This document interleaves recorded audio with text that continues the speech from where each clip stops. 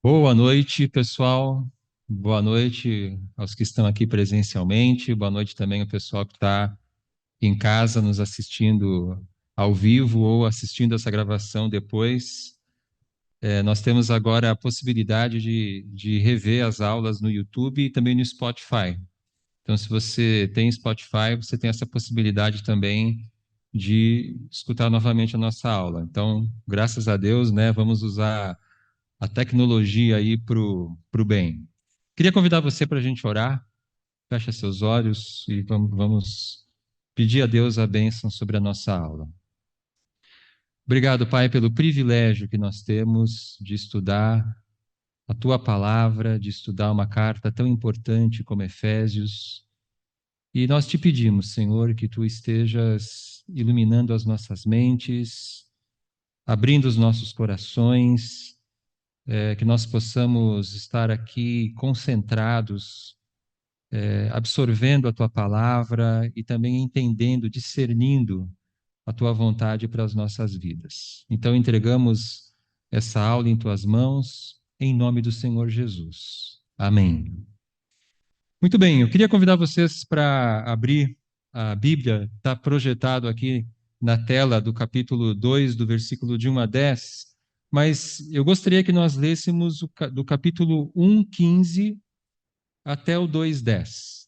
Capítulo 1, versículo 15 até 2:10. Infelizmente, na aula passada, nós não conseguimos olhar aqui essa segunda parte do capítulo 1, então eu vou dar uma rápida pincelada e depois a gente entra no capítulo 2, porque o capítulo 1, ele é o contexto para aquilo que Paulo vai falar no capítulo 2. Sempre que você for estudar a Bíblia, lembre-se disso, né? A palavra mais importante no estudo da Bíblia é a palavra contexto.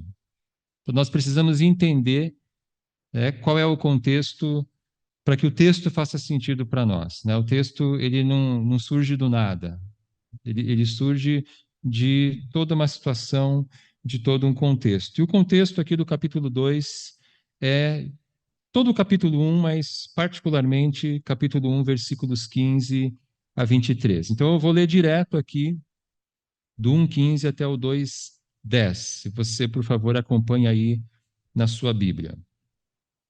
Por essa razão, desde que ouvi falar da fé que vocês têm no Senhor Jesus e do amor que demonstram para com todos os santos, não deixo de dar graças por vocês, mencionando-os em minhas orações.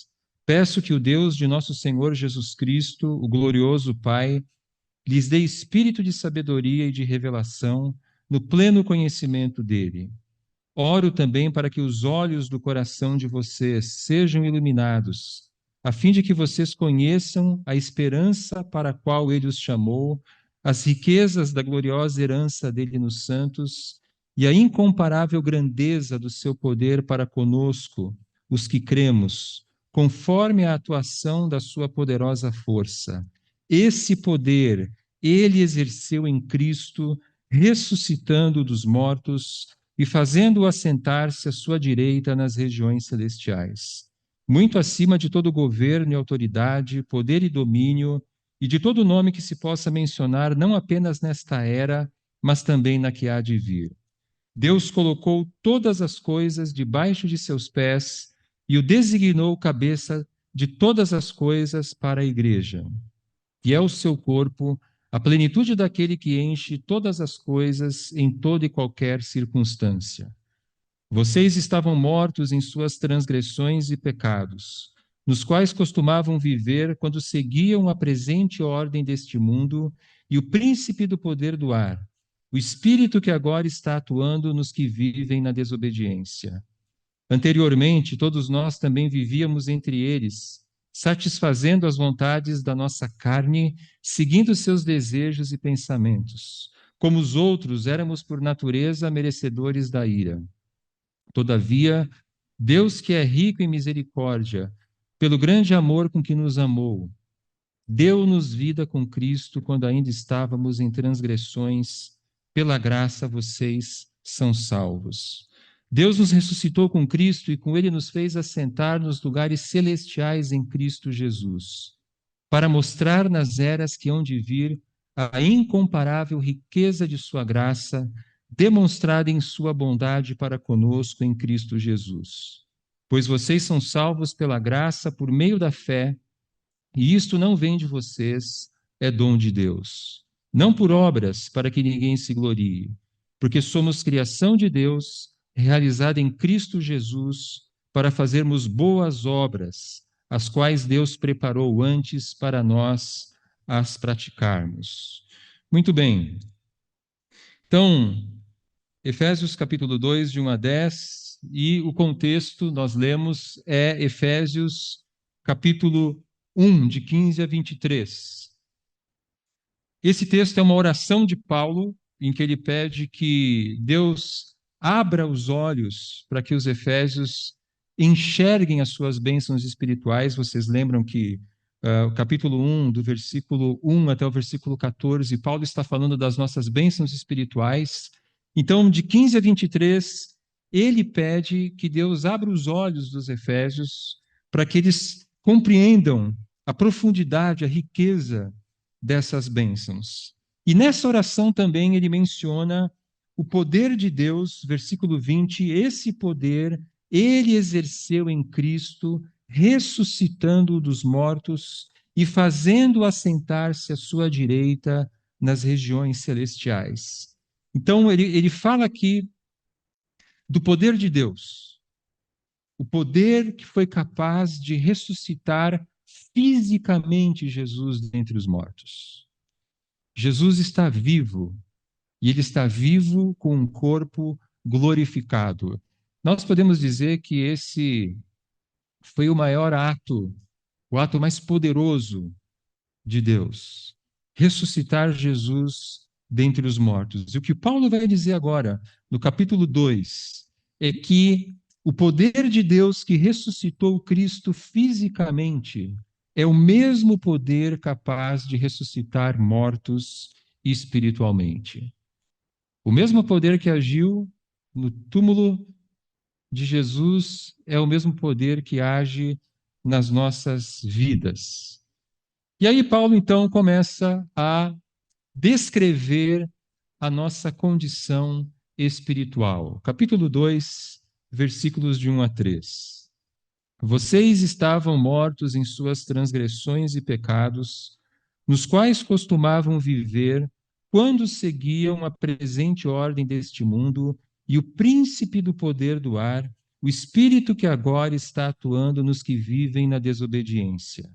Anteriormente, todos nós também vivíamos entre eles, satisfazendo as vontades da nossa carne, seguindo seus desejos e pensamentos, e como os outros, éramos por natureza merecedores da ira. Então, qual é a nossa condição espiritual? Nós estamos mortos, mortos em transgressões e pecados. A palavra transgressão significa desobediência, a quebra de limites, por exemplo, a quebra da lei ou a quebra de qualquer moralidade que seja da vontade de Deus, e pecados. A palavra pecado significa errar o alvo, ficar abaixo do padrão. Então, é assim que a humanidade está diante de Deus. Nós erramos o alvo. Nós ficamos abaixo do padrão de Deus. E essa é uma condição que nós não adquirimos ao longo da nossa vida. Essa é uma condição com a qual nós nascemos. Todo ser humano nasce espiritualmente morto. Então, esse é o diagnóstico de toda a humanidade, sem exceção. Judeus e gentios, moralistas, religiosos, etc. Toda a humanidade tem esse diagnóstico. Mas Paulo faz uma distinção sutil aqui. Não sei se vocês perceberam isso, mas nos versículos 1 e 2, ele fala vocês. Ele se dirige aos gentios. Aliás, aos gentios, nos versículos 1 e 2. E no versículo 3, ele se dirige aos judeus. No versículo 3, ele diz: anteriormente, todos nós. Então, Paulo afirma então que nem mesmo os judeus, o povo da aliança com Deus e que possuía a lei, escapam dessa condenação. Essa é uma condição de judeus e gentios. E aí Paulo menciona aqui nossos três antigos senhores. Ele fala que nós, versículo 2, nos quais costumávamos viver quando seguiam a presente ordem deste mundo, o príncipe do poder do ar. E depois no versículo 3, ele diz que nós satisfazíamos as vontades da nossa carne. Quais são os nossos três antigos senhores que dominavam a nossa vida antes de Cristo? A presente ordem desse mundo, o príncipe do poder do ar e a nossa carne. O que seria a presente ordem desse mundo? São os valores e os comportamentos desumanizadores que caracterizam a nossa sociedade. É aquilo que a Bíblia chama de mundo.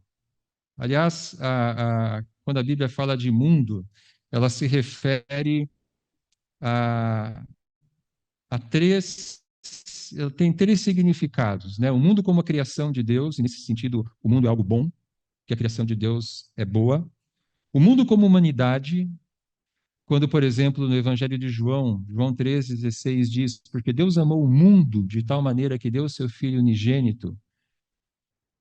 João está falando ali da mundo como humanidade. Mas um terceiro sentido para mundo é o mundo como esse sistema que é contrário a Deus. E é desse mundo, então, que Paulo está falando aqui. Como que o mundo vive? Como que a nossa sociedade vive?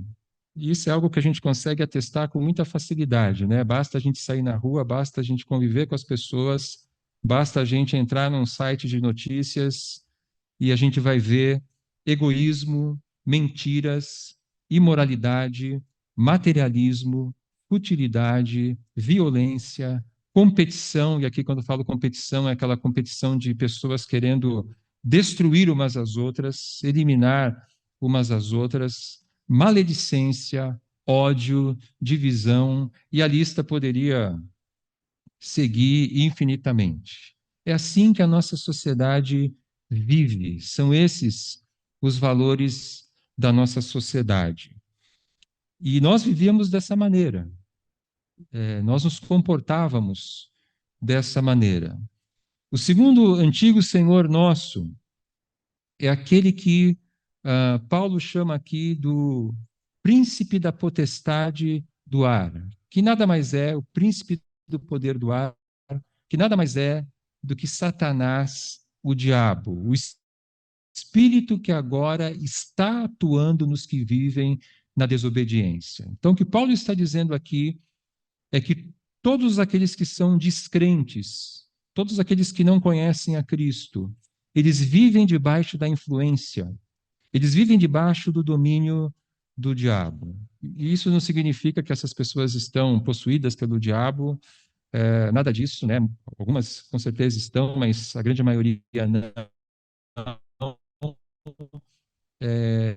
Mas até mesmo aqueles que são ateus, mesmo aqueles que não creem em Deus, não creem no mundo espiritual, não creem no diabo, estão também debaixo desse domínio. E como que Satanás exerce esse domínio? Ele usa o sistema do mundo e ele usa a nossa carne para manter a humanidade escravizada. Então, esse é o poder que Satanás tem. Ele indiretamente usa o sistema do mundo e ele usa a nossa carne para nos manter longe de Deus, para manter os descrentes longe de Deus. E Paulo continua: anteriormente, todos nós também vivíamos satisfazendo as vontades da nossa carne. Quando Paulo fala de carne, ele não está falando do nosso corpo físico, mas ele está se referindo à nossa natureza pecaminosa. Muitas pessoas acabam entendendo que o corpo físico nosso corpo humano é algo ruim. E esse é um erro, nós pensarmos assim. O nosso corpo físico, ele é algo bom, ele é uma bênção, porque ele faz parte da boa criação de Deus.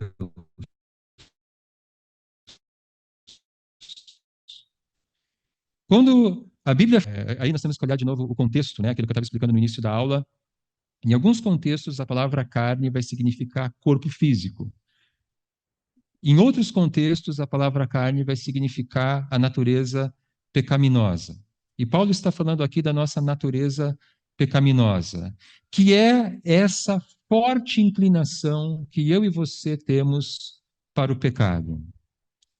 E nós pecamos por ação, nós pecamos por omissão, ou seja, por ação, quando nós fazemos algo errado, algo que seja pecado. Omissão, quando nós deixamos de fazer aquilo que é certo, que deveríamos fazer. E nós pecamos também por intenção. Então, muitas vezes, a gente pode fazer a coisa certa pela motivação errada, que era o pecado dos fariseus. Eles eram hipócritas, né? E, infelizmente, às vezes a gente acaba sendo hipócrita. Então, pecamos por ação, omissão e intenção. Paulo continua dizendo, seguindo os seus desejos e pensamentos. Então, como que as pessoas vivem? Elas fazem o que elas querem, elas vivem como elas querem, na maior parte do tempo. Muitas vezes a gente escuta aquela expressão, né? Siga o seu coração, que geralmente acontece em alguns filmes, né? A gente vê bem isso, né? O que eu faço? Siga o seu coração. E isso é valorizado como sendo a verdadeira liberdade. Mas isso, segundo a Bíblia, é uma grande tolice, porque a Bíblia fala lá em Jeremias que o nosso coração é corrupto, que o nosso coração é enganoso. Então, se existe um conselho sábio que a gente pode tirar da palavra de Deus é não siga o seu coração, porque o coração ele é enganoso. E o que acontece com as pessoas? Elas satisfazem os seus desejos, elas fazem aquilo que elas acham que é o certo, e o resultado, e todos nós sabemos isso por experiência, e vemos isso o tempo todo, as pessoas terminam frustradas, vazias, decepcionadas, sempre em busca de algo mais que nunca as satisfaz.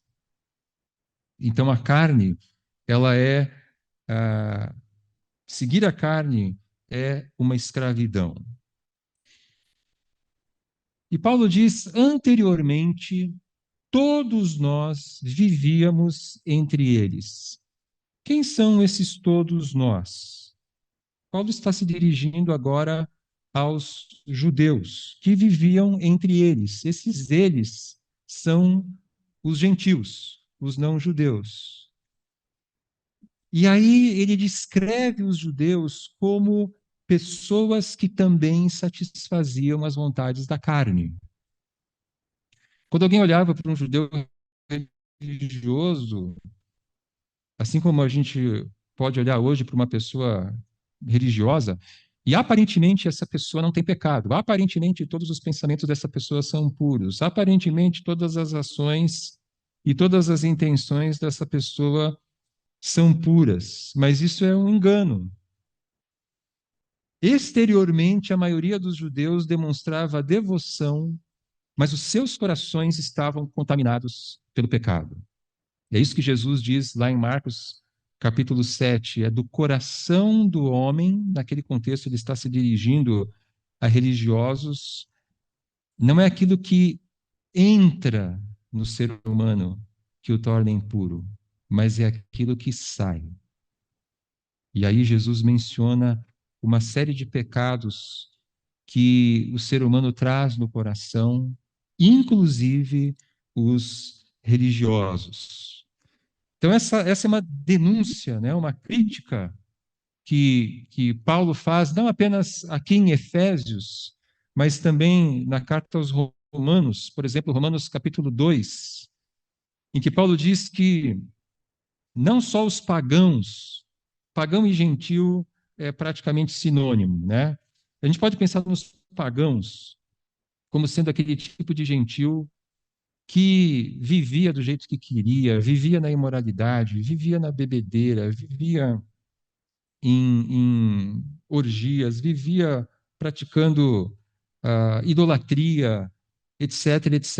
E entre os gregos existiam alguns gentios que eram moralistas e que buscavam um estilo de vida mais virtuoso, buscavam a virtude. Paulo, em Romanos capítulo 2, diz que tanto o religioso quanto o moralista também estão condenados, porque eles também pecam por ação, omissão e intenção. E aí Paulo diz: como os outros, versículo 3, anteriormente todos nós também vivíamos entre eles, satisfazendo as vontades da nossa carne, seguindo seus desejos e pensamentos, e como os outros, éramos por natureza merecedores da ira. Então, novamente, Paulo está colocando em pé de igualdade judeus e gentios. Ambos são merecedores de condenação. Ambos estão debaixo do pecado. E ele usa uma expressão aqui: éramos por natureza merecedores da ira. Algumas outras traduções trazem a expressão filhos da ira. Mas a ideia é essa, né? Éramos por natureza merecedores da ira. Então, Paulo está dizendo que todo ser humano nasce pecador e a ira de Deus é a sua reação ao mal por ele ser um Deus justo e santo. Então, Deus é amor, como nós vamos ver daqui a pouco, mas Deus ele é justo de Deus. Diante do mal, diante do pecado, é o desejo de punir aquele mal. É o desejo de eliminar o mal, punir, eliminar. Porque Deus odeia o mal, Deus odeia o pecado. E Deus não seria um Deus bom se ele não odiasse o mal. Acho que nós aqui, a gente poderia dizer que nós aqui ficaríamos bastante desconfortáveis se nós descobríssemos um Deus que visse a corrupção e nem se importasse com isso, visse a maldade e nem se importasse com isso. Então, a reação de Deus ao mal é a sua ira. Agora, quando nós falamos de ira, nós rapidamente pensamos na nossa ira. E há uma diferença enorme entre a ira de Deus e a nossa ira, porque a ira de Deus não é uma ira insana, mas é a sua ira razoável e justa contra o pecado. A ira de Deus é a ira na justa medida. É a ira que nós merecemos receber. Muitas vezes, quando a gente se ira, a gente peca, a gente exagera, a gente é injusto, a gente é duro demais, ah, e assim por diante, mas a ira de Deus é uma ira razoável e justa contra o pecado. Então, Paulo conclui o versículo 3, dizendo que éramos por natureza merecedores da ira. Todo ser humano é culpado diante de Deus e merecedor de condenação.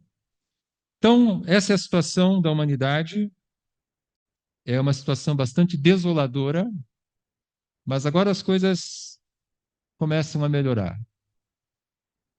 Versículos 4 e 5. Efésios 2, 4 e 5. Todavia, Deus, que é rico em misericórdia, pelo grande amor com que nos amou, deu-nos vida com Cristo, quando ainda estávamos mortos em transgressões, pela graça vocês são salvos. Então, Paulo começa com essa conjunção adversativa, todavia, mas, porém, contudo, todavia. Deus não nos abandonou na sua ira, mas Deus teve misericórdia de nós. E ele diz aqui, Deus que é rico em misericórdia. E a palavra misericórdia significa compaixão. Deus, ele olhou para nós e ele sentiu compaixão. Ele não nos abandonou na sua ira, mas ele veio ao nosso encontro. Deus que é rico em misericórdia pelo grande amor com que nos amou. Nós temos aqui alguns paralelos, né? O Salmo 103, 13 diz: assim como o pai se compadece do seu filho, assim o Senhor se compadece de nós. Lucas capítulo 10, 30 a 37, é a parábola do samaritano, quando aquele samaritano vê o judeu prostrado na beira da estrada, ele tem pena daquele homem, e ele vai, socorre, cuida daquele homem, até o ponto em que ele possa ser restaurado, possa ser novamente, possa estar em condições novamente de seguir viagem e viver a vida dele. E assim Deus fez conosco, Deus teve compaixão de nós, por causa do grande amor com que Ele nos amou. Quando ainda estávamos mortos em nossas transgressões. Interessante que um morto, ele não pode salvar a si mesmo. Então aqui a gente já percebe o poder de Deus, a iniciativa de Deus, a ação de Deus. Porque quando nós ainda estávamos mortos nas nossas transgressões, nos nossos pecados, Deus deu-nos vida com Cristo, deu-nos vida juntamente com Cristo. Então, o que Deus faz é criar vida aonde não existia vida. É fazer aquilo que o morto não pode fazer. Nós estávamos espiritualmente mortos, mas Deus deu-nos vida juntamente com Cristo. Então, a gente pode dizer que a nossa salvação, ela é uma nova criação de Deus. É uma ressurreição espiritual. E aqui Paulo fala, então, pela primeira vez nesse contexto, pela graça vocês são salvos. Graça é favor imerecido. No capítulo 1, Paulo fala bastante de graça, ele retoma esse tema aqui no capítulo 2. Graça é favor imerecido. Deus nos dá algo que nós não merecemos. Essa nova criação, essa ressurreição espiritual, ela é um presente da graça de Deus, uma iniciativa de Deus. Versículos 6 e 7 agora, Efésios 2, 6 e 7. Deus nos ressuscitou com Cristo e com Ele nos fez assentar nos lugares celestiais em Cristo Jesus, para mostrar nas eras que hão de vir a incomparável riqueza de Sua graça, demonstrada em Sua bondade para conosco em Cristo Jesus. Então, no versículo 6, nós temos aqui a descrição da nossa nova posição. Nós não estamos mais mortos espiritualmente, não estamos mais condenados, mas ressuscitados com Cristo e assentados nos lugares celestiais em Cristo Jesus. Então, essa agora é a nossa nova posição, é a nossa nova condição. E Paulo está dizendo aqui, em outras palavras, que nós estamos salvos e seguros em Cristo, acima dos principados e potestades. E isso é importante para os Efésios, porque vocês vão se lembrar, Atos capítulo 19, que fala do início da igreja de Éfeso. Muitos dos convertidos em Éfeso, eles foram praticantes do ocultismo. Eles estavam escravizados às forças do mal. E de uma maneira, digamos assim, até mais comprometedora e mais profunda do que as pessoas em geral. Atos 19 diz que eles queimaram os seus livros de ocultismo quando eles entenderam o Evangelho. Eles pegaram aqueles livros de feitiçaria, de magia que eles tinham, reuniram esses livros em praça pública. Nós temos aqui a imagem desse quadro eu não vou saber pronunciar o nome desse pintor, Eustache Le Sueur, alguma coisa assim, deve ser francês. Esse quadro é de 1649. Nós temos aqui os livros empilhados e eles colocando, então, acendendo o fogo para queimar esses livros. E Paulo parece estar dizendo para eles aqui que eles agora estavam salvos e eles estavam livres do poder dos principados e potestades, porque eles estavam agora nos lugares celestiais com Cristo, acima de todo poder, acima dos principados e potestades, que é aquilo que ele disse, Paulo disse ali também no capítulo 1, versículo 20 em diante. Esse poder ele exerceu em Cristo, ressuscitando dos mortos e fazendo assentar-se à sua direita nas regiões celestiais, muito acima de todo governo e autoridade, poder e domínio, e de todo nome que se possa mencionar, não apenas nesta era, mas também na que há de vir. Então, a pessoa que é liberta por Cristo, não importa de onde ela veio, não importa do seu comprometimento com as forças espirituais do mal, ela está agora liberta. Ela está agora assentada com Cristo nas regiões celestiais, acima de todo o poder. E Paulo cita aqui, versículos 6 e 7, ele diz algo muito especial aqui no versículo 7, quando ele diz: para mostrar nas eras que hão de vir a incomparável riqueza de sua graça, demonstrada em sua bondade para conosco em Cristo Jesus. No capítulo 1, versículo 10, ele já tinha dito que o propósito de Deus é fazer convergir em Cristo todas as coisas, celestiais ou terrenas, na dispensação da plenitude dos tempos. Então vai chegar um dia em que toda a criação de Deus será colocada debaixo da autoridade de Cristo de uma forma plena. E serão inaugurados novos céus e nova terra. Deus será tudo em todos, como diz 1 Coríntios, capítulo 15. O mal será eliminado. E é até difícil da gente imaginar como vai ser isso, mas um dia nós viveremos num mundo, numa criação completamente restaurada. Nós teremos corpos ressurretos, como o corpo de Jesus, corpos glorificados. Não haverá mais a presença do pecado, não haverá mais a presença do diabo, não haverá mais a presença da morte. E nós viveremos assim por toda a eternidade.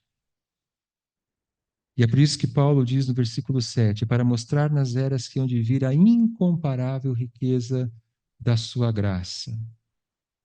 A eternidade futura será uma celebração permanente da graça e da bondade de Deus para conosco. A gente não consegue nem imaginar, a gente não consegue nem vislumbrar o que será isso. Mas essa é a esperança cristã. Isso é aquilo que o Novo Testamento chama da bendita esperança.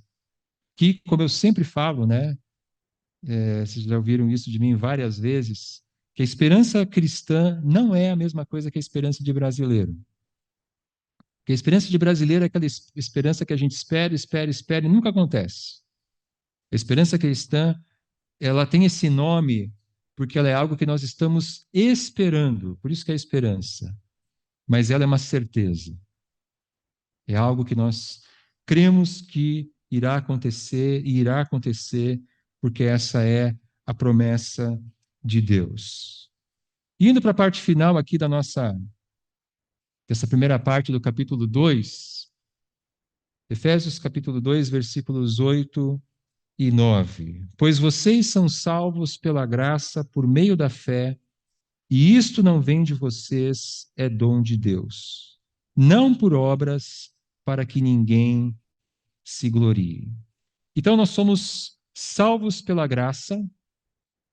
A salvação ela é de graça. Nós não temos nenhum mérito ou participação no perdão dos nossos pecados. E nós somos salvos por meio da fé. Então, a salvação ela é um presente, mas como que nós nos apropriamos desse presente? Por meio da fé. Crer de coração é a única condição para recebermos o perdão dos pecados.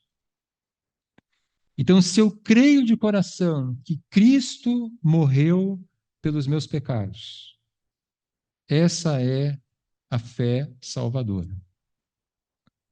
O John Stott diz: a graça é a misericórdia de Deus, livre e imerecida para conosco. E fé é a confiança humilde com que nós a recebemos. Salvos pela graça, salvos por meio da fé. E aí Paulo usa a expressão, versículo 9, não por obras, para que ninguém se glorie. Paulo está se dirigindo aqui especialmente aos judeus.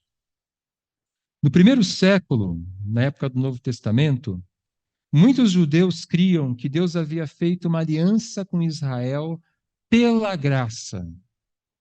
Então, nós precisamos entender isso porque existe uma compreensão equivocada sobre como Israel via o seu relacionamento com Deus.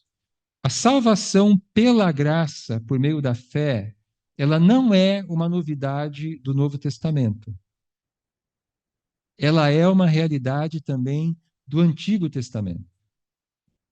Israel também não havia feito nada, não era merecedora de ser o povo de Deus, de ser o povo escolhido de Deus. Aliás, eu acho até que vale a pena a gente ler esse texto, Deuteronômio, capítulo 7, de 7 a 9, que é um texto muito interessante. Deuteronômio, capítulo 7, de 7 a 9. O Senhor não se afeiçoou a vocês, nem os escolheu por serem mais numerosos do que os outros povos, pois vocês eram o menor de todos os povos. Mas foi porque o Senhor os amou e por causa do juramento que fez aos seus antepassados. Por isso ele os tirou com mão poderosa e os redimiu da terra da escravidão, do poder do Faraó, rei do Egito. Saibam, portanto, que o Senhor, o seu Deus, é Deus. Ele é o Deus fiel que mantém a aliança e a bondade por 1000 gerações daqueles que o amam e obedecem aos seus mandamentos. Então, o que Deuteronômio está dizendo aqui é que a salvação de Israel, a escolha de Israel foi uma escolha pela graça. Não foi porque eles eram merecedores de alguma coisa. E no século I, muitos judeus entendiam isso. Porém, eles entendiam que para você permanecer nessa aliança com Deus, o judeu precisava guardar a lei.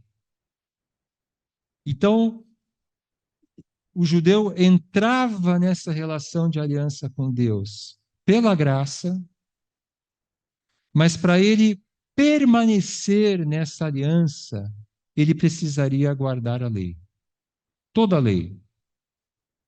Mas havia particularmente três aspectos da lei, ou três mandamentos da lei, que eram muito valorizados pelos judeus do primeiro século: a circuncisão dos homens, a guarda do sábado e a dieta kosher, ou kasher, que é aquela dieta judaica que a gente encontra em Levítico, em que eles não podem, por exemplo, comer carne de porco, comer frutos do mar. Coincidentemente, as coisas que eu mais gosto de comer.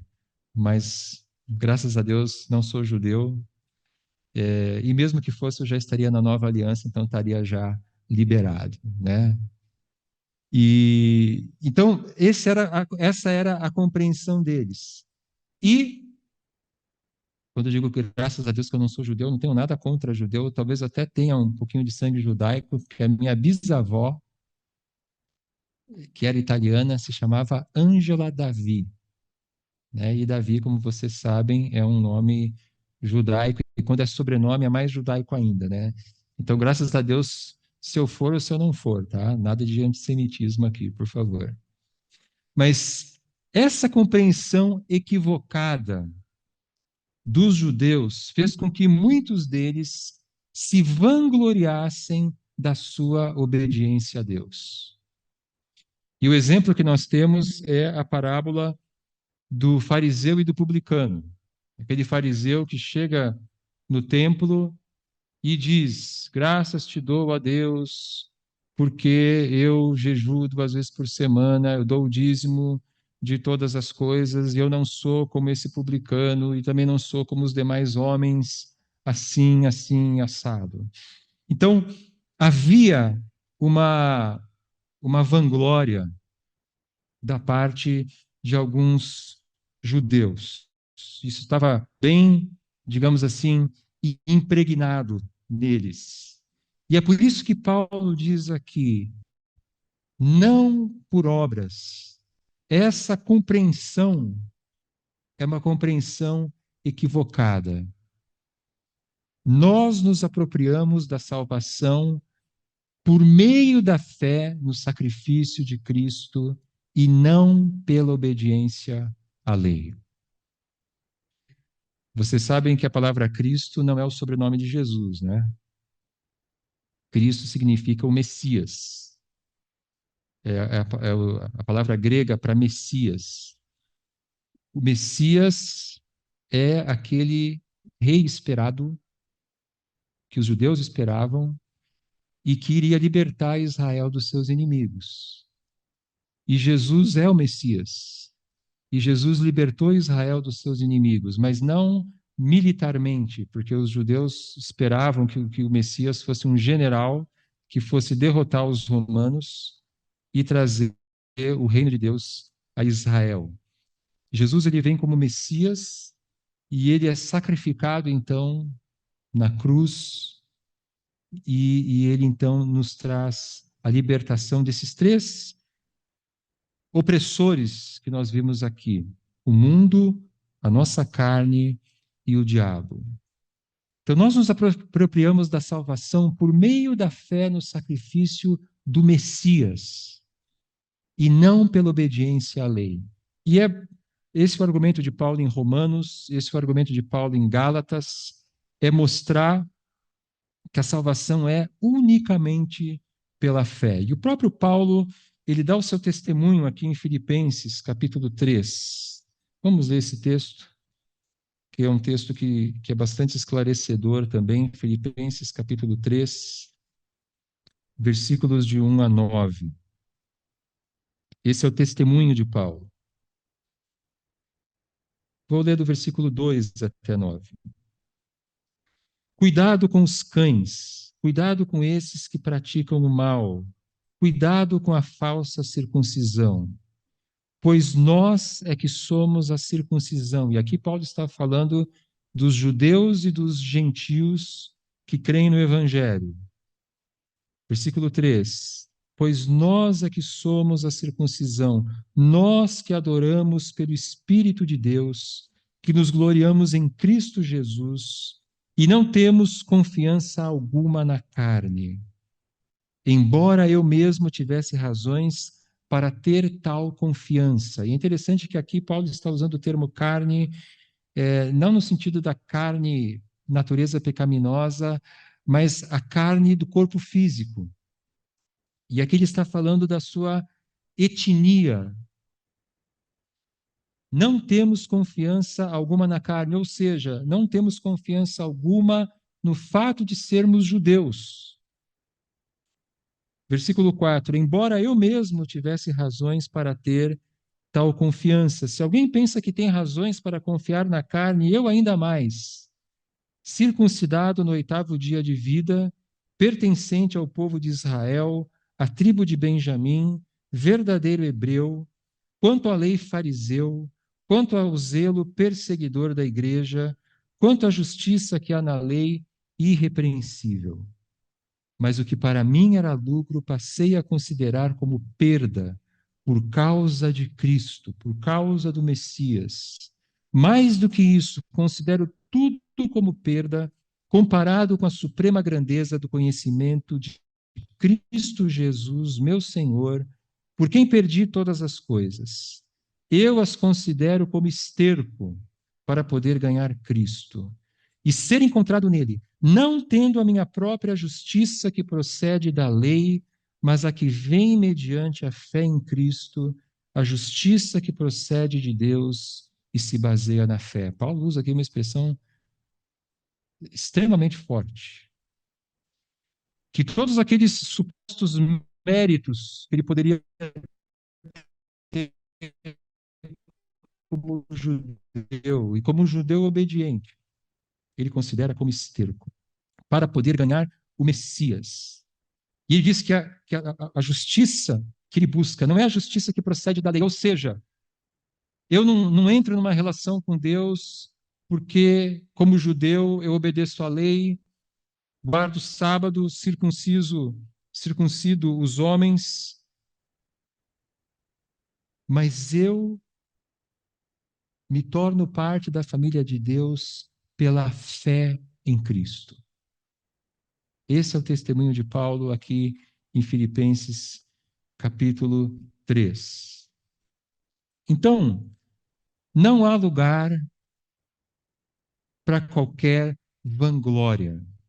E aqui a gente pode trazer essa situação dos judeus para nós também, já fazendo uma aplicação para nós. Nós não somos salvos por qualquer coisa que nós possamos fazer. Nós não somos salvos porque nós pertencemos a uma igreja, porque nós frequentamos a aliança. Nós não somos salvos porque nós somos batizados. Nós não somos salvos porque nós fazemos boas obras. Ainda que seja importante ser parte de uma igreja, ser batizado, fazer boas obras, mas não é isso que nos dá a salvação, porque a nossa salvação, ela foi conquistada por Cristo para nós. E nós apenas recebemos algo que nos é dado gratuitamente por meio da fé no Evangelho. O Evangelho é Cristo morreu pelos nossos pecados, segundo as Escrituras, e ressuscitou ao terceiro dia, segundo as Escrituras, 1 Coríntios, capítulo 15. Então, nós não podemos cair no mesmo erro daqueles judeus. E como eu disse para vocês, a carta aos Romanos, a carta aos Gálatas, a carta aos Filipenses, a carta aos Efésios, em grande medida, todas essas grandes cartas de Paulo foram escritas justamente para deixar isso muito claro, que a sua salvação, ela não é conquistada por você mesmo, por qualquer coisa que você faça, seja você judeu, seja você o que for, mas pela fé em Cristo.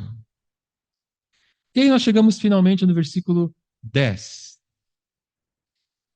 Efésios capítulo 2, versículo 10. Porque somos criação de Deus, realizada em Cristo Jesus, para fazermos boas obras, as quais Deus preparou antes para nós as praticarmos. E eu faço a seguinte pergunta para vocês: Qual a importância das boas obras para a nossa salvação?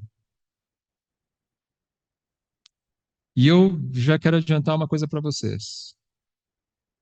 As boas obras, elas são fundamentais para a nossa salvação.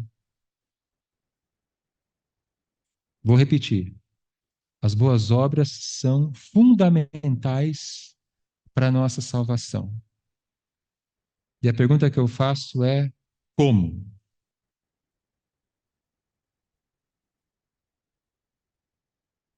Como? E a resposta de Paulo está no versículo 10. As nossas boas obras são importantes não como a causa da nossa salvação, mas como evidência dela. Como disse o F. Bruce, se não somos salvos por boas obras, somos com certeza salvos para boas obras. Então, nós não podemos desconectar o versículo 10 dos versículos 8 e 9.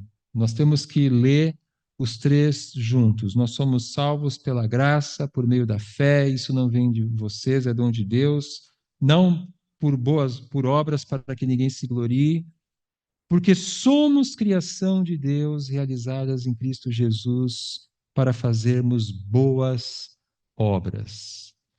A pessoa salva pela graça, ela viverá uma vida transformada, inevitavelmente. E é por isso que as boas obras, elas são fundamentais para a nossa salvação, porque uma pessoa que se diz cristã,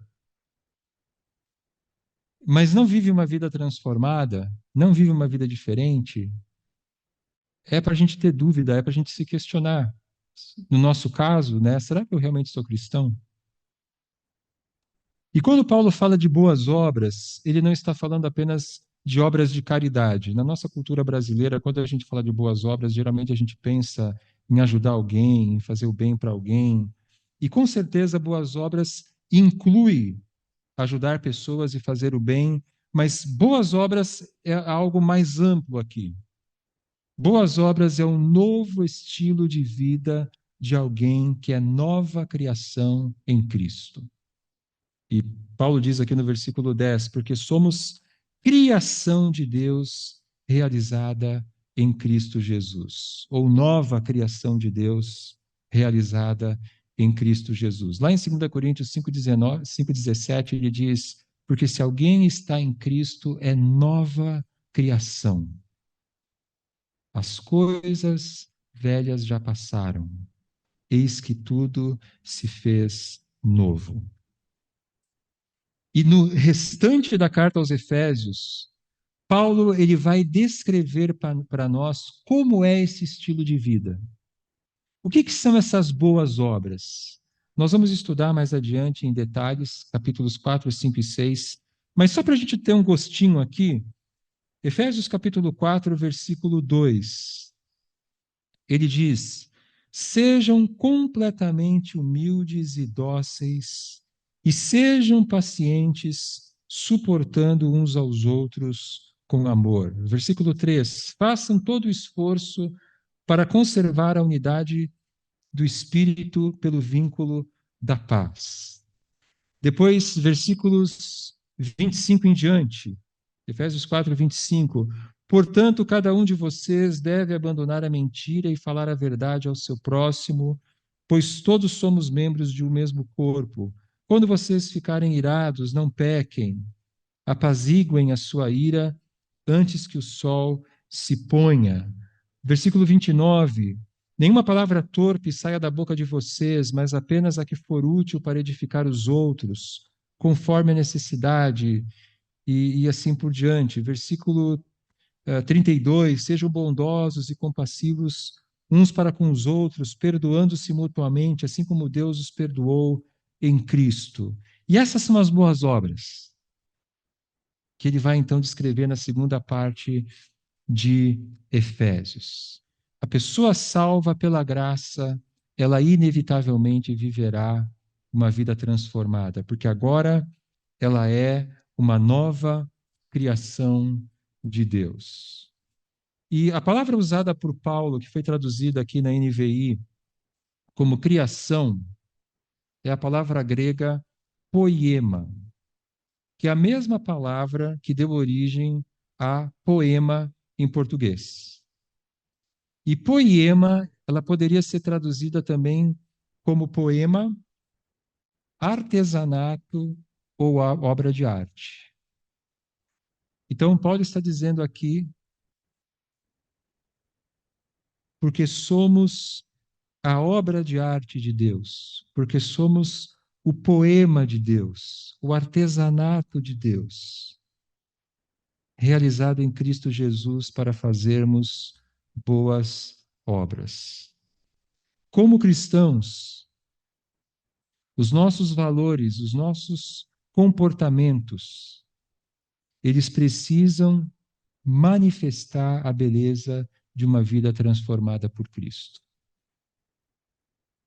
Nós somos poemas ambulantes. Não sei aqui quem gosta de poesia, se alguém aqui gosta de poesia, nem todo mundo gosta, mas nós somos poemas ambulantes, nós somos obras de arte ambulantes. E quando as pessoas olham para nós, elas devem ver uma vida bonita. Não uma vida perfeita, que infelizmente nenhum de nós vai alcançar a perfeição nessa vida, mas uma vida coerente. Uma vida de alguém que, dia após dia, procura se tornar mais parecido com Cristo. Então a salvação ela é pela graça, ela é pela fé, ela não é por obras, e ela produz pessoas transformadas, pessoas que vão viver uma vida de amor. Então eu vou pedir que você agora forme aí um grupinho, pode ser um trio, pode ser um quarteto. Se você quiser ficar sozinho por alguma razão, fica à vontade, mas se você pudesse juntar aí num grupinho, nem que seja uma dupla, eu vou dar para vocês agora alguns minutos para a gente interagir, para a gente compartilhar. De tudo que nós vimos até agora, o que mais chamou a sua atenção ou desafiou você? Então, forma aí o seu grupinho, conversa sobre isso. Pessoal que está em casa, se tiver acompanhado, faz isso também. Se você estiver sozinho, pega um papel, uma caneta e responde essa pergunta de forma aí detalhada, de tudo que vimos até agora, o que mais chamou a sua atenção ou desafiou você. Então vamos seguindo aqui para a segunda parte de Efésios, capítulo 2, versículos de 11 a 22. Judeus e gentios, a nova humanidade em Cristo. Então leia aí na sua Bíblia, acompanhe aí na sua Bíblia, Efésios 2, 11. Portanto, lembrem-se de que anteriormente vocês eram gentios por nascimento e chamados incircuncisos pelos que se chamam circuncisão, feita no corpo por mãos humanas. E que naquela época vocês estavam sem Cristo, separados da comunidade de Israel, sendo estrangeiros quanto às alianças da promessa, sem esperança e sem Deus no mundo. Mas agora em Cristo Jesus, vocês que antes estavam longe, foram aproximados mediante o sangue de Cristo, pois ele é a nossa paz, o qual de ambos fez um e destruiu a barreira, o muro de inimizade, anulando em seu corpo a lei dos mandamentos expressa em ordenanças. O objetivo dele era criar em si mesmo, dos dois, um novo homem, fazendo a paz, e reconciliar com Deus os dois em um corpo, por meio da cruz, pela qual ele destruiu a inimizade. Ele veio e anunciou paz a vocês que estavam longe e paz aos que estavam perto. Pois por meio dele, tanto nós como vocês temos acesso ao Pai por um só Espírito. Portanto, vocês já não são estrangeiros nem forasteiros, mas concidadãos dos santos e membros da família de Deus, edificados sobre o fundamento dos apóstolos e dos profetas, tendo Jesus Cristo como pedra angular. no qual todo o edifício é ajustado e cresce para tornar-se um santuário santo no Senhor. Nele vocês também estão sendo edificados juntos para se tornarem morada de Deus por seu Espírito. Paulo está falando aqui, então, da situação dos gentios quando eles não tinham Cristo, antes deles crerem no Evangelho. Os gentios ali de Éfeso, os gentios que faziam parte da igreja de Éfeso. Então ele diz que eles não faziam parte do povo da aliança, né? Eles não eram judeus, eles não eram israelitas. Eles eram desprezados pelos judeus, chamados incircuncisão pelos que se chamam circuncisão. Essa era uma expressão pejorativa que os judeus da época usavam para se referir a um gentio. Ah, ele é um incircunciso, ele é alguém que está fora da aliança com Deus. Eles não possuíam os privilégios de Israel, a lei, a terra prometida, o templo, as promessas de Deus, tudo isso não fazia parte da vida deles. E eles viviam, então, sem esperança e sem Deus no mundo. Então, como gentios, não havia uma perspectiva de futuro. Muitos deles acreditavam, muitos dos gregos, né, acreditavam que a morte era o final de todas as coisas. Outros acreditavam na doutrina da transmigração das almas, que nada mais é do que a doutrina da reencarnação. Mas uma coisa muito incerta, uma coisa muito diluída, sem perspectiva, e evidentemente que quando Paulo fala sem Deus no mundo, ele está falando sem o Deus verdadeiro no mundo, né? Porque os gentios eles eram politeístas, eles tinham vários deuses, mas eles não conheciam o Deus verdadeiro. Mas o que acontece agora? Versículos de 11 a 13. Por meio da cruz, os gentios se tornam parte do povo de Deus. Versículo 13 diz: Mas agora, em Cristo Jesus, vocês que antes estavam longe foram aproximados mediante o sangue de Cristo. Então, o que a morte de Cristo faz? Ela insere esses gentios na família de Deus. Como Paulo diz lá em Gálatas, na família de Abraão. Eles agora fazem parte do povo de Deus. Os gentios se tornam o povo de Deus pela fé em Cristo e não por praticarem o judaísmo. Os judaizantes, eles eram aqueles falsos mestres que iam nas igrejas e teve problema com os judaizantes na Galácia, por isso Paulo escreveu a carta aos Gálatas. Em Corinto, Paulo combate os judaizantes em 2 Coríntios. Em Filipos, aquele texto que nós lemos, fala contra o ensino dos judaizantes. O que os judaizantes ensinavam? Que para você ser cristão, primeiro você tem que se tornar judeu. Então, você, um gentil ou uma gentia, se tornou cristão, no caso dos homens, tem que passar pela circuncisão, e no caso de todos, tinha que guardar o sábado, tinha que seguir a dieta judaica, tinha que se tornar judeu para poder receber as bênçãos do Messias judeu, que é Jesus. E Paulo combate isso de forma muito dura, muito veemente, nessas cartas que eu mencionei, e ele ensina exatamente isso, que para você fazer parte do povo de Deus, para você fazer parte da família de Abraão agora, você precisa de só uma coisa: crer que Cristo morreu pelos seus pecados.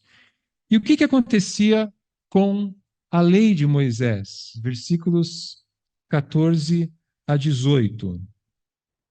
A lei de Moisés, diz o versículo 14, pois ele é a nossa paz, o qual de ambos fez um e destruiu a barreira, o muro de inimizade.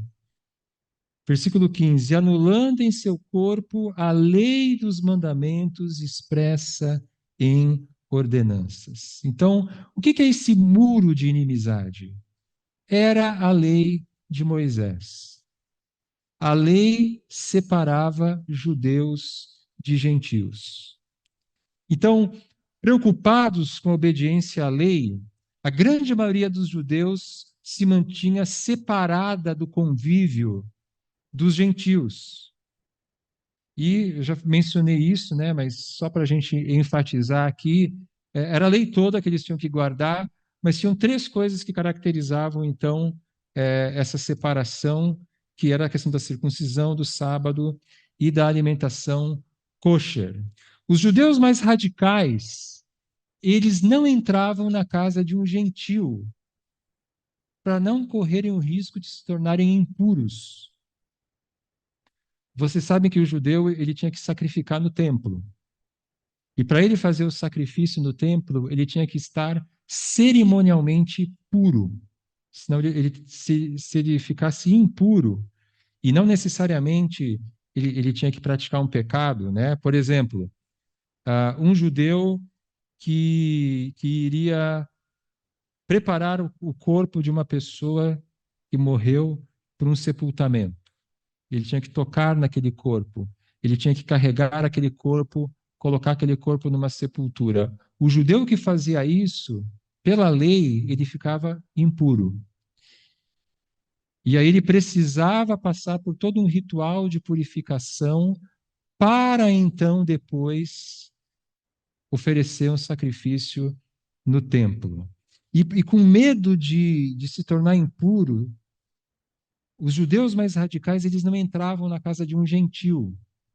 Eu não sei se vocês é, perceberam isso, eu acho que perceberam, porque a gente falou sobre isso na série que nós tivemos aqui sobre Atos dos Apóstolos, mas em Atos capítulo 10, Deus precisou trabalhar com Pedro. Lembra que desce um lençol do céu com vários animais, inclusive animais impuros, e Deus diz para Pedro: Pedro, pega, mata e come. E lembram qual foi a resposta de Pedro? Senhor, jamais. Não vou fazer isso, porque eu jamais comi qualquer coisa pura, qualquer coisa impura. E Deus ordena depois a Pedro, até que finalmente o lençol sobe. E Pedro entende a lição, ele entra na casa de Cornélio, quer dizer, ele já quebra um tabu quando ele faz isso, e ele evangeliza a família de Cornélio, que, diga-se de passagem, era um gentil, ele era um romano, mas ele era um gentil temente a Deus, que frequentava a sinagoga, que colaborava com a sinagoga, e Pedro não queria entrar na casa desse homem.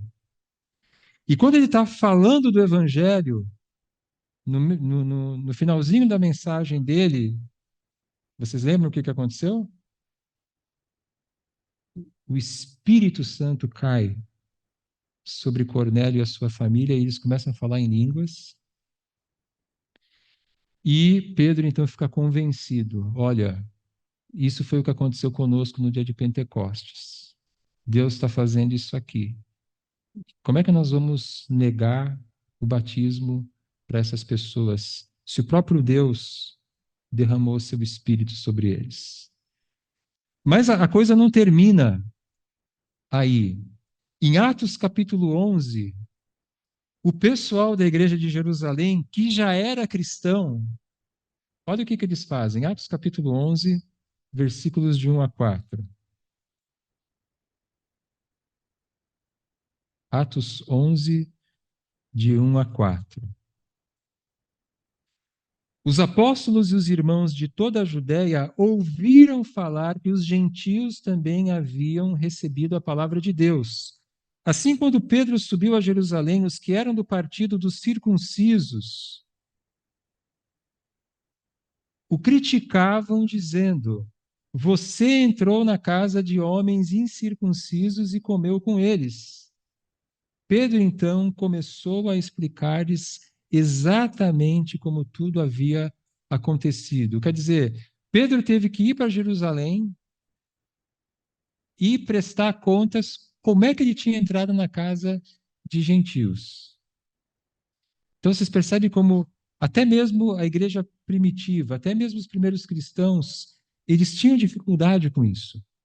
Eles tinham dificuldade de receber os gentios como parte da família de Deus, com os mesmos privilégios.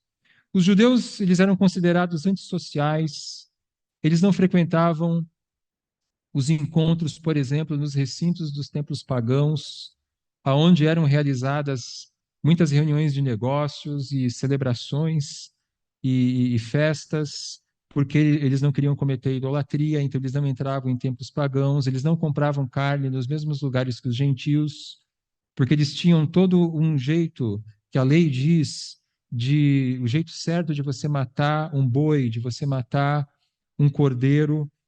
Eles tinham medo de comprar uma comida num açougue que tinha sido sacrificada a ídolos, uma comida que tinha que o fornecedor tivesse sido o templo de Afrodite ou o templo do imperador ou de algum outro ídolo. Então eles não compravam carne de um açougue de um gentil, e tinham até judeus que eram vegetarianos por medo de comer carne sacrificada aos ídolos. Então, houve esse isolamento social dos judeus, e isso produziu uma antipatia muito grande, uma inimizade entre eles e os gentios. E o que Paulo está dizendo aqui é que o sacrifício de Cristo na cruz tornou a lei de Moisés obsoleta. O que é uma coisa obsoleta? É algo que perdeu a sua função. A lei de Moisés, por causa da morte de Cristo, perdeu a sua função. Versículo 15 diz: anulando em seu corpo a lei dos mandamentos expressa em ordenanças. É isso que Jesus faz na cruz. Por causa da sua morte na cruz, Cristo libertou os judeus e gentios da necessidade de obediência à lei. A nova aliança substituiu a antiga aliança.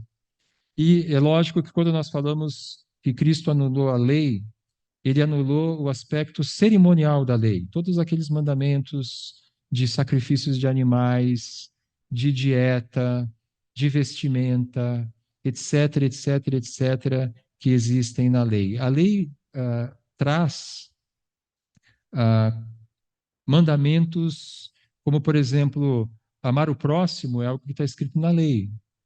Amar o estrangeiro, tratar bem o estrangeiro é algo que está escrito na lei.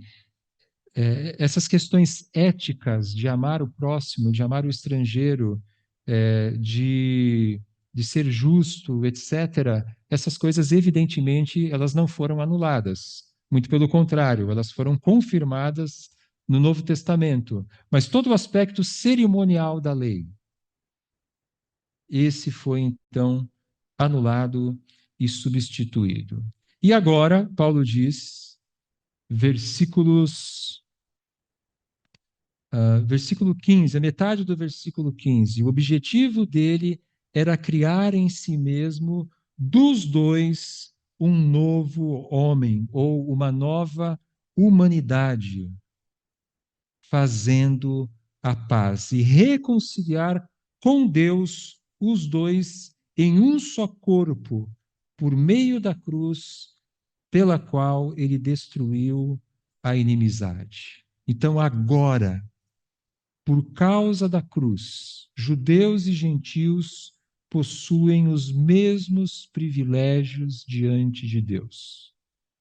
A igreja, ela não possui duas categorias de cristãos. Os judeus, que seriam uma categoria superior, porque eles são o povo da aliança, porque eles guardavam a lei, e os gentios, que são de segunda categoria, porque eles não passaram pela circuncisão, eles não têm o sangue judaico, a etnia judaica, nada disso. Judeus e gentios, eles estão em pé de igualdade. Todos eles agora fazem parte da família de Deus. Então, nós aqui, a não ser que tenha alguém de origem judaica aqui, que eu saiba, não tem ninguém, mas todos nós aqui somos descendência de Abraão. É o que Paulo diz em Romanos. É o que Paulo diz em Gálatas. Ah, mas eu não tenho uma gota de sangue judeu. Mas você é filho de Abraão. Você faz parte da família de Deus. E aí Paulo usa, nos versículos 19 a 22, ele usa uma imagem para a igreja.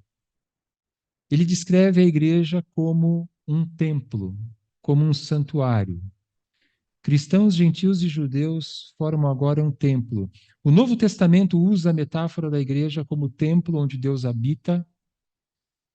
1 Coríntios capítulo 3, 1 Pedro capítulo 2 fala sobre isso. Cristo é a pedra principal, o alicerce, e Deus habita na igreja agora por meio do seu Espírito. Veja o que Paulo diz, eu vou ler do 19 ao 22 para a gente concluir. Paulo diz: portanto, vocês já não são estrangeiros nem forasteiros, mas concidadãos dos santos e membros da família de Deus. O que nós acabamos de dizer. Vocês não são cristãos de segunda categoria, vocês são concidadãos dos santos, membros da família de Deus, edificados sobre o fundamento dos apóstolos e profetas, tendo Jesus Cristo como pedra angular, no qual todo o edifício, e aqui ele começa a descrever o templo, todo edifício é ajustado e cresce para tornar-se um santuário santo no Senhor. Nele vocês também estão sendo edificados juntos para se tornarem morada de Deus por seu Espírito. Então o texto é claríssimo. A igreja cristã, ela é um templo, aonde Deus habita por meio do Espírito. E Cristo está edificando esse templo. Achei muito legal essa imagem. Em cima está escrito numa letra muito pequenininha, talvez vocês não consigam entender, mas em cima está escrito assim, ó, pinte somente a igreja. E aí a criança pintou as pessoas. Resposta certa. Porque a igreja não são essas paredes aqui, esse teto, né? Esse aqui é o prédio que a igreja usa. A igreja somos nós. A igreja são as pessoas. Talvez, gente, toda essa questão de judeus e gentios, para nós, seja algo meio assim, tudo bem, legal, né? Mas para nós isso talvez não seja algo muito relevante. Mas na época do Novo Testamento, isso era revolucionário. Isso era uma mudança muito radical. Você vê judeus que não entravam na casa de um gentio, se reunindo na mesma casa, juntos, judeus e gentios, se reunindo numa mesma casa, trocando o beijo do amor, como o Novo Testamento diz, né? Saúdem-se uns aos outros com um beijo santo.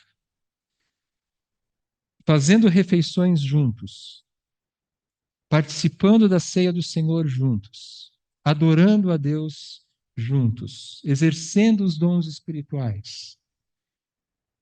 Olhar judeus e gentios fazendo isso era uma coisa revolucionária naquela época.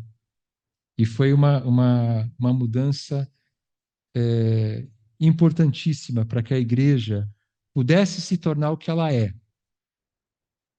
Não aquela igreja limitada, aquela igreja restrita ao judaísmo, como foi a igreja de Jerusalém, como nós vimos em Atos 11, mas essa igreja espalhada pelo mundo todo, composta por judeus e gentios. Para a gente concluir, algumas aplicações para nós. Quando a gente olha Efésios, a gente percebe de ponta a ponta, né, o Novo Testamento inteiro, mas particularmente a carta aos Efésios, a gente percebe que a igreja é fundamental para os propósitos de Deus.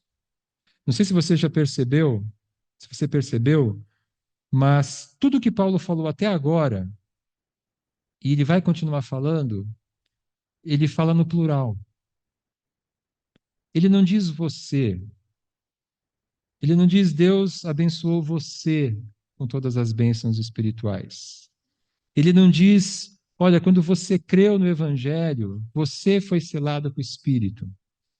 Ele usa o plural, porque ele está se referindo a uma comunidade.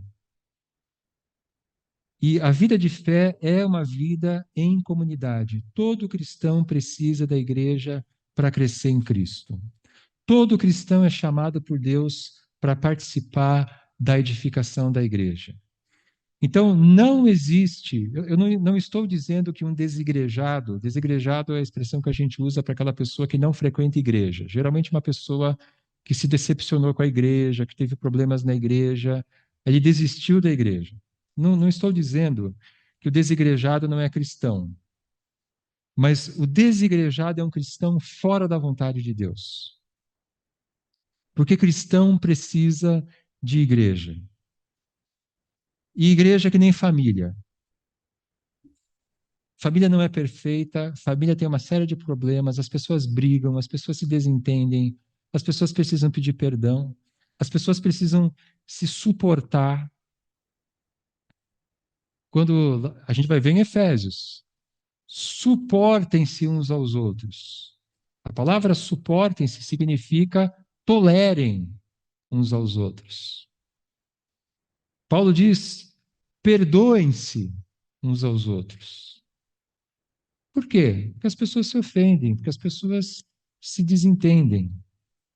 Nós precisamos da igreja. E é muito interessante que, quando você ouve um desigrejado, né, ele fala mal da igreja, ele reclama da igreja, ele fala que a igreja é hipócrita, ele fala isso, ele fala aquilo, mas o, o, o, quando o desigrejado fala mal da igreja, ele está denunciando muito mais a imaturidade dele do que a imaturidade da igreja, porque ele é tão imaturo que ele não consegue conviver com outras pessoas. Ele não consegue conviver com gente que é diferente dele, que pensa diferente dele, que se comporta às vezes de um jeito que não é aquele que ele acha que deveria ser. Às vezes as músicas do louvor não são as músicas que a gente gosta.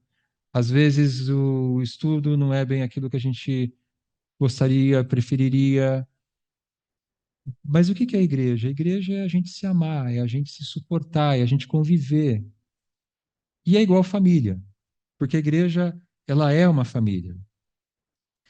E a vontade de Deus é que a gente viva em unidade, que a gente tenha paz no corpo de Cristo. Então nós precisamos enfatizar aquilo que nós temos em comum, ao invés de enfatizar as nossas diferenças. E aqui a gente já pode pensar em igreja num sentido mais amplo, né? Pensando aqui na aliança bíblica, com a igreja batista, com a igreja presbiteriana, com a igreja Assembleia de Deus. De vez em quando tem um congresso, tem algum encontro assim que reúne pessoas, várias denominações, e nós podemos louvar a Deus juntos, nós podemos trabalhar para Deus juntos.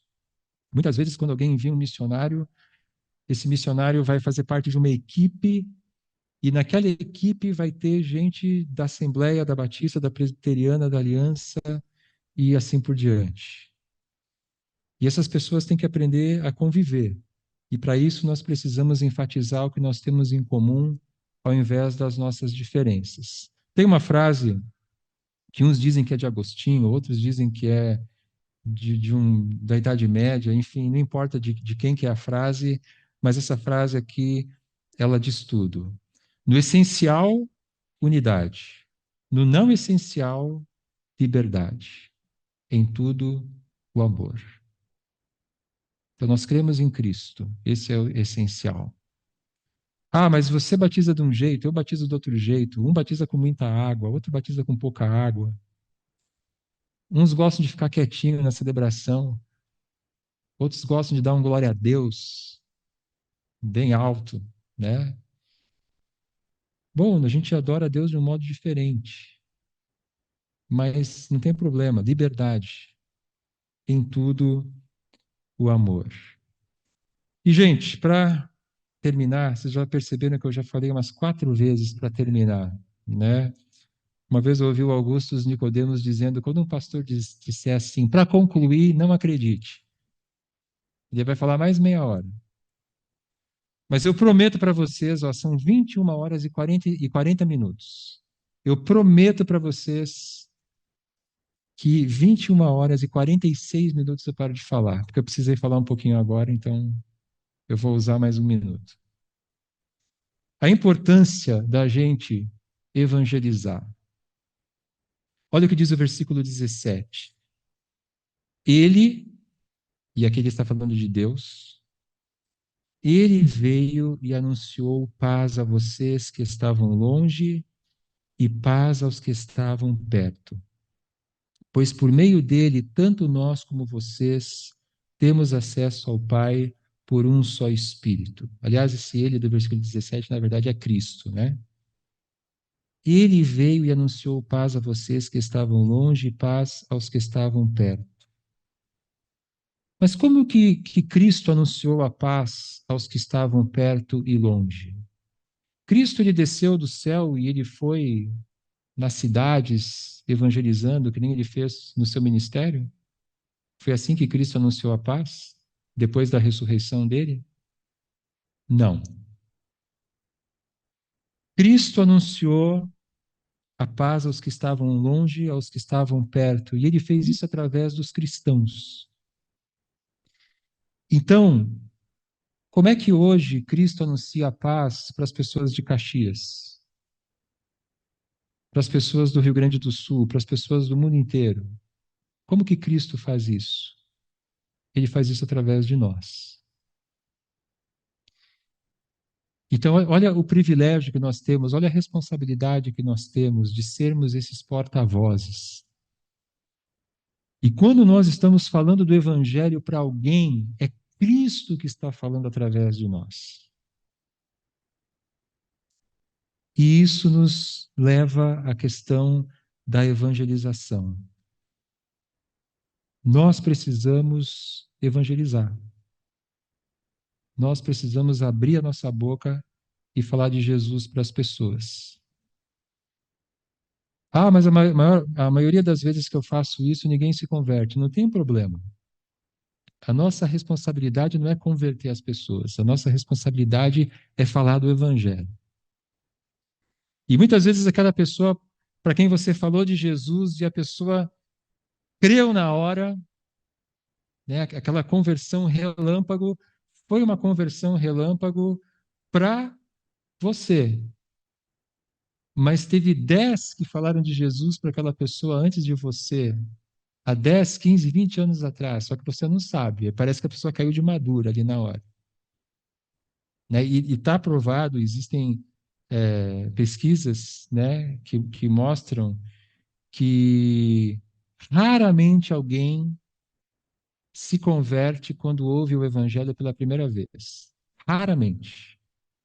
A grande maioria das pessoas, é só você ver a sua experiência aí, a grande maioria das pessoas teve que ouvir o evangelho várias vezes, por várias pessoas diferentes, e um dia Deus dá a alguém o privilégio de colher aquele fruto. Então, gente, Deus nos ajude que a gente evangelize. Porque quando a gente evangeliza, a gente está sendo Cristo falando para aquela pessoa. Cristo está falando através de nós. Olha só, 21h44, eu vou cumprir a minha promessa com folga. E eu vou pedir então que você fique de pé para a gente orar. E a gente conclui então a nossa aula hoje. Obrigado, Senhor, por tão grande salvação. Obrigado porque o Senhor nos libertou do pecado, da morte, do diabo. O Senhor nos deu vida com Cristo. O Senhor nos fez assentar nos lugares celestiais. E tudo isso pela graça. Tudo isso porque um dia o Senhor teve compaixão de nós, teve misericórdia de nós. Obrigado porque o Senhor nos colocou num corpo, na igreja. Obrigado porque nós somos agora um templo, um santuário dedicado ao Senhor. E que nós possamos ser o teu poema, que nós possamos ser a tua obra de arte, vivendo o Evangelho lá fora, vivendo uma vida bonita e anunciando o teu Evangelho para as pessoas. E que dessa maneira Cristo possa anunciar a paz para aqueles que estão perto, para aqueles que estão longe, através de nós. É o que nós te pedimos, em nome de Jesus. Amém. Amém. Meus queridos, estamos então liberados, encerramos a nossa aula de hoje e até a semana que vem, se Deus quiser. Uma boa noite.